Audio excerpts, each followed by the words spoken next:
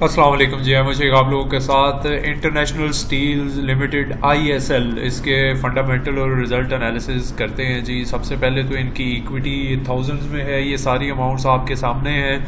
16 billion की है equity और 7 बिलियन की नॉन करंट लाइबिलिटीज़ हैं जी। 17 बिलियन की टोटल लाइबिलिटीज़ हैं, ये एक non current plus current 24 billion. Current assets हैं जी 21 बिलियन। इन्वेंट्री है इसमें शामिल है जो 13 बिलियन की क्विक एसेट्स बनते हैं करंट एसेट्स में से इन्वेंट्री माइनस करके 7.6 बिलियन के।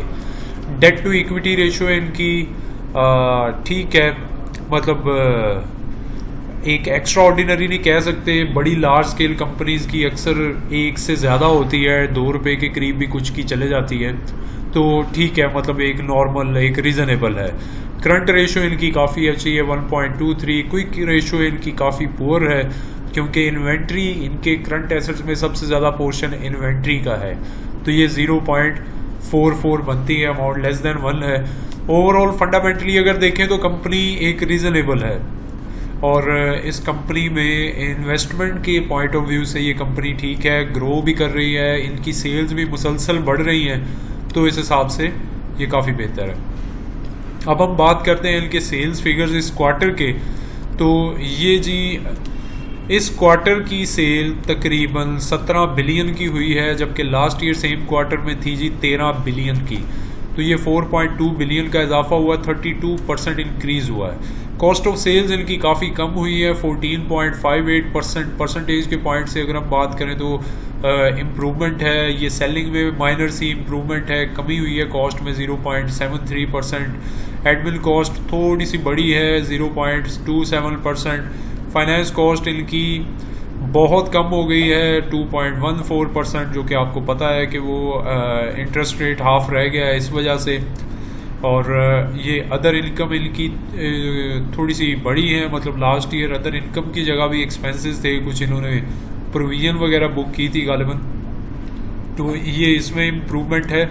Total profit after taxation 2.3 billion हो गया है इस बार, जबकि लास्ट ईयर बिलियन तो क्या मिलियंस में था और 1.44% था जी। और अभी अगर आप देखें तो 13.67% है, जो कि 12.22% इंक्रीज हुआ है। अर्निंग पर शेयर 5.47 हो चुकी है, जबकि last year just and just 0.44 रुपी पर शेयर थी और 5 रुपी की इंक्रीज हुई है जी।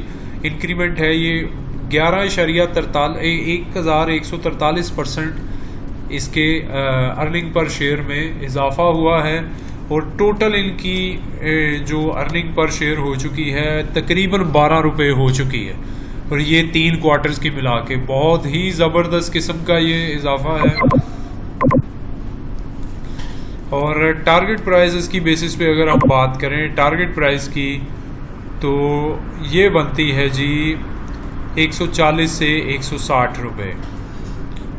अब कंपनी ने 9 मार्च को अनाउंस किया था कि ये तकरीबन 1.25 अरब रुपए की अपनी जो एग्जिस्टिंग इनकी प्रोडक्शन कैपेसिटी है उसमें इन्हेंसमेंट के लिए, एक्सपेंशन के लिए ये अपना काम शुरू कर रहे हैं, जिसके लिए इन्होंने लॉन्ग टर्म फाइनेंस फैसिलिटी वो अवेल करनी की है। उसके लिए उन्होंने अपना अगस्त के नेक्स्ट ईयर अगस्त तक वो कहते हैं जी project is expected to be commission, तो प्रॉपरली वो स्टार्ट कर देगा। और ये इन्होंने एक्सपेंशन का प्लान इसलिए किया कि स्टील की डिमांड बहुत तेज़ी से बढ़ रही है, लेकिन इनको जो सबसे ज़्यादा स्टील सेक्टर को प्रॉब्लम आ रही है, जिस वजह से ये काफ़ी टाइम तक अंडर प्रेशर भी रहा है, वो ये है जी कि एक तो इंटरनेशनली स्टील की जो प्राइसेस हैं वो बढ़ रही हैं, इनके जो पार्ट्स हैं या रॉ मटेरियल ये अपना यूज़ करते हैं वो बढ़ रहा है। फिर जो हॉट रोल्ड कोयल प्राइसेस डबल से भी ज़्यादा हो चुकी हैं इस साल के आगाज़ से लेके अब तक। तो दूसरा जो है, चाइना ने अपना rebate on export of alloy steel products जो थी वो ख़त्म कर दी थी, जिस वजह से ये सारी प्राइसेस बढ़ी हैं।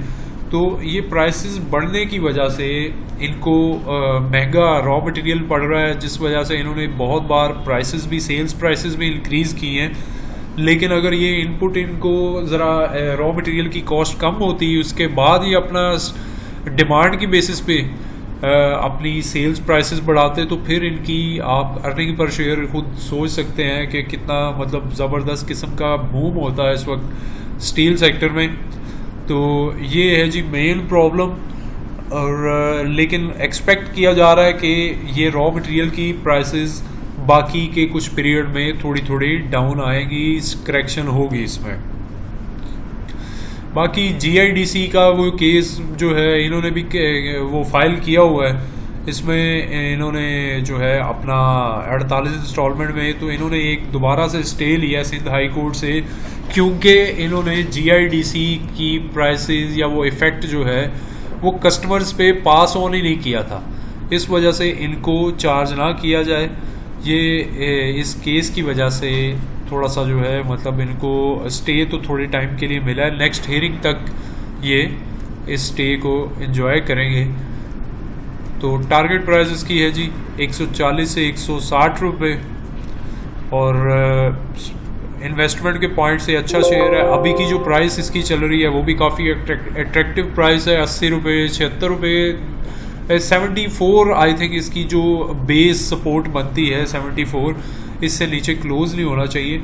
और आज भी यहीं से सपोर्ट लेकर ये दोबारा 80 के करीब चले गया था और इवन 80 से भी ज़्यादा पे गई है प्राइस इसकी।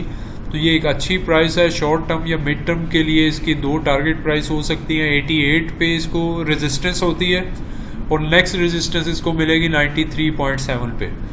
तो इस हिसाब से आप अपनी स्ट्रेटजी बनाइए। ये कोई बाइंग सेलिंग कॉल नहीं है, ये जस्ट मैंने अपनी रिपोर्ट या ये फाइनेंशियल्स की बेसिस पे अपना ओपिनियन शेयर किया है। अपने हिसाब से आप अपनी स्ट्रेटजी बनाइए।